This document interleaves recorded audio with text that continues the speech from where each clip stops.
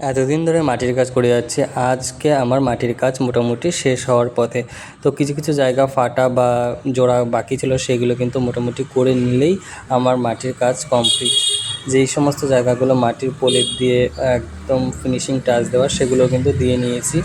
এই ভিডিওর মাধ্যমে তোমাদের সামনে সমস্ত মাটির কাজগুলো তুলে ধরছি। তোমরা দেখে অবশ্যই জানিও যে মাটির কাজটা কেমন করতে পেরেছি। ভুল ত্রুটি তো থাকবেই, যেহেতু পুজোর আর বেশি দিন বাকি নেই। এবার কিন্তু ঝটপট করে রং করে নিতে হবে। তো মাটির কাজটা যে কমপ্লিট হয়ে গেছে, এটাই অনেকটা চাপমুক্ত। এবার হচ্ছে সাজগোজ আর রং করলেই মূর্তি একদম কমপ্লিট।